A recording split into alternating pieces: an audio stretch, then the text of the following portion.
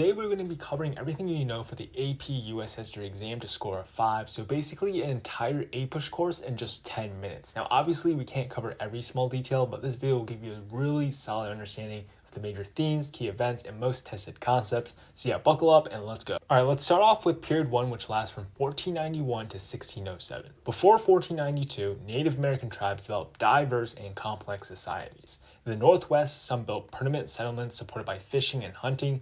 Great Plains tribes are nomadic and followed buffalo herds. In the Southwest and Mesoamerica, maize cultivation allowed for settled communities. In 1492, Christopher Columbus arrived in the Caribbean, starting sustained European contact. European powers, especially Spain, were motivated by God, gold, and glory.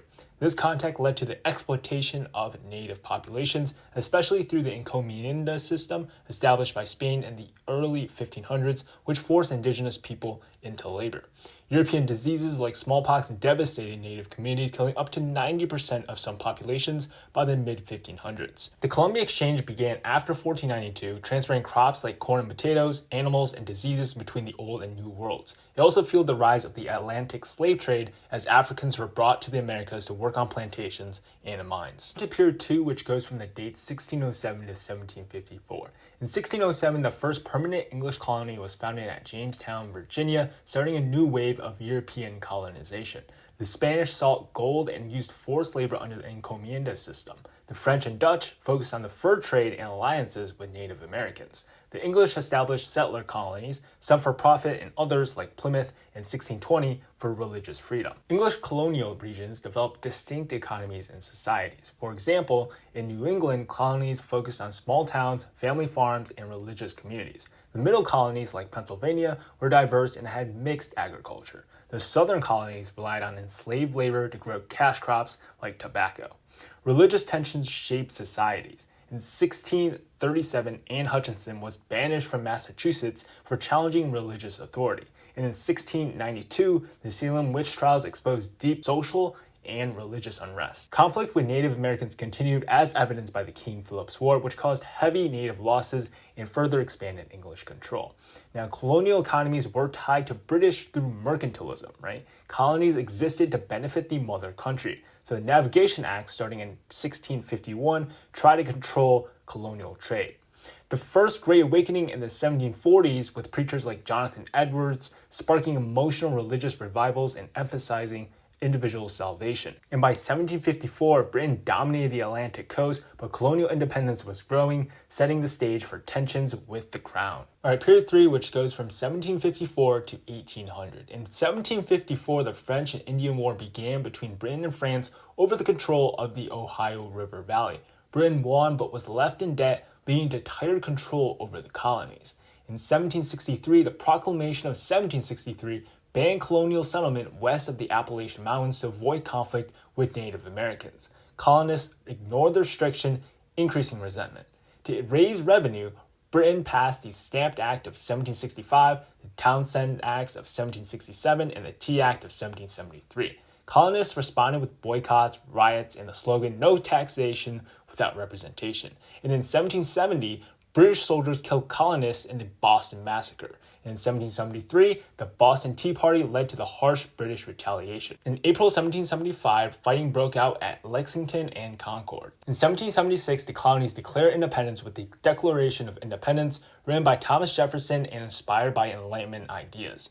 The Revolutionary War lasted until 1781, ending with Britain's surrender at Yorktown. The 1783 Treaty of Paris officially recognized American independence. The new U.S. government was formed under the Articles of Confederation of 1781, which created a weak national government with no power to tax or regulate trade. In 1787, delegates met to revise the Articles but wrote the U.S. Constitution instead, creating 3 branches of government in a stronger federal system. Federalists promoted it through the Federalist Papers, while Anti-Federalists demanded a Bill of Rights, which was adopted in 1791.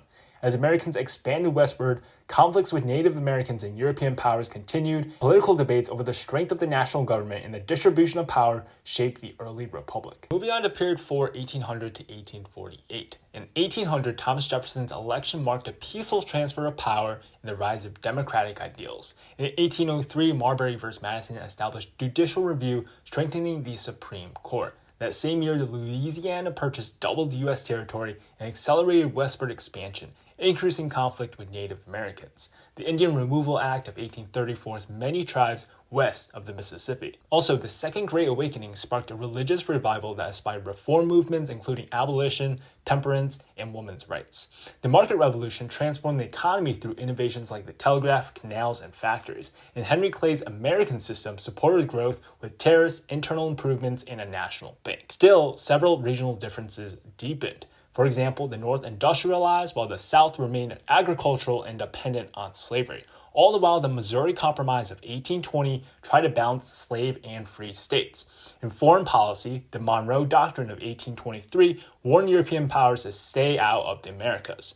Reformers like Frederick Douglass fought slavery through speeches and writing. By 1850, the U.S. had expanded in both land and democratic ideals, but growing tensions over slavery and national identity remained. During the next period, which backtracks a bit to 1844 to 1877, the United States experienced a major social, political, and economic transformation.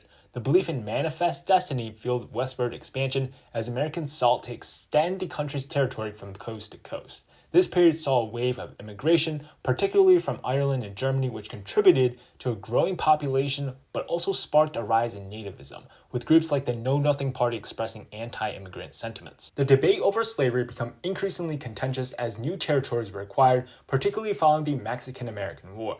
The question of whether these territories would allow slavery or not added to the growing divisions between the North and the South, leading to major political confrontations. This escalating tension eventually resulted in the outbreak of the Civil War after Abraham Lincoln's election in 1860, with Southern states seceding from the Union in response to his anti-slavery platform. Following the Civil War, the nation entered a period of Reconstruction, during which the federal government attempted to rebuild the South and ensure civil rights for newly freed African Americans.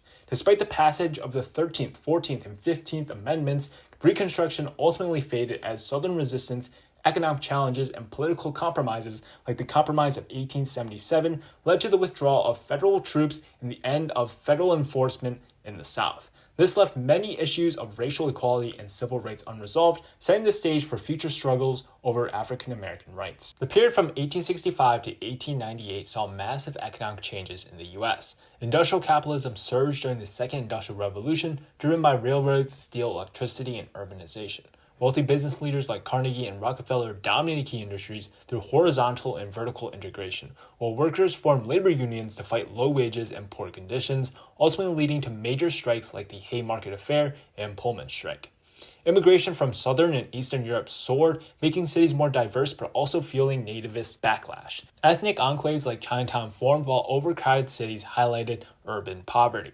The Transcontinental Railroad accelerated westward expansion, displacing Native Americans and confining them to reservations. The 1890 Wounded Knee Massacre marked the violent end of indigenous resistance. Known as the Gilded Age, this era was marked by economic growth, political corruption, and deep inequality. Carnegie's Gospel of Wealth promoted giving back, but critics pushed for reforms to address widening gaps between the rich and the poor, as evidenced by the rise of the Populist Party, comprised of mostly farmers with a bucket list of grievances. The period from 1890 to 1945 was marked by significant transformations in the United States, spanning industrial growth, social reform, and global involvement. The Second Industrial Revolution continued to expand, driving urbanization and shifting the economy from agriculture to manufacturing. This transformation resulted in overcrowded cities and political corruption, which progressive reformers sought to address through social reforms. The Progressive Era, bolstered by muckrakers like Jacob Riis, highlighted the struggles of immigrants and the urban poor, pushing for changes in labor conditions and living standards. The Great Depression of the 1930s devastated the economy, but President Franklin Roosevelt's New Deal programs provided some short-term relief through government-funded projects and social programs, aiming to restore jobs and stability. Although some of these programs were eventually overturned, a few long-lasting reforms like Social Security endured. The Harlem Renaissance, an intellectual and artistic movement of the 1920s, gave rise to a new cultural identity for African Americans, enriching national culture through literature, music, and art. On the global stage, the U.S. increasingly adopted imperialist policies, driven by the belief in spreading democracy and showcasing military strength. During World War I, the U.S. initially stayed neutral, but entered in 1917, tipping the balance in favor of the Allies. It fought mainly on the Western Front, contributing fresh troops and resources that helped end the stalemate. After a brief return to isolationism in the 1920s and 30s, the US shifted decisively in World War II.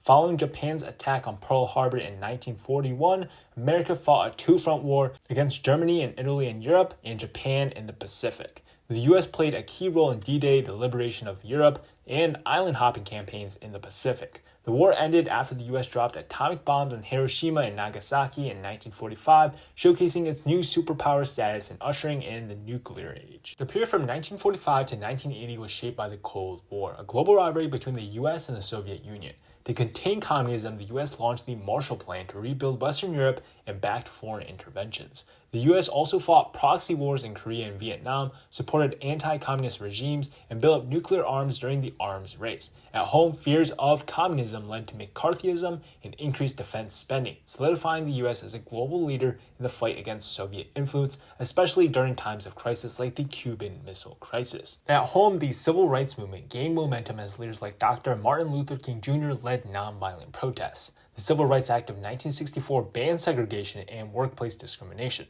Inspired by the movement, women, Native Americans, Latinos, and Asian Americans began demanding equal rights as well. Post-war prosperity and the baby boom drove suburban growth and cultural change. TV and mass media reshaped American lives, while fears over unchecked presidential war powers and nuclear conflict grew.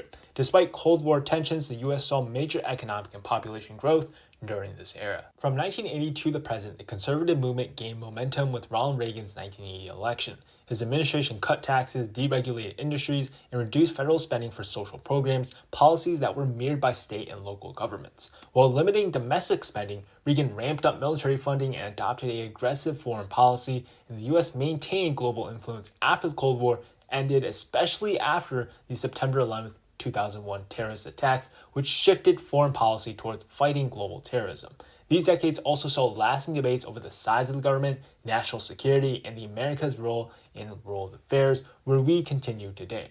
So that is the entirety of APUSH in 10 minutes. Good luck on your AP exam, and make sure you subscribe for good luck.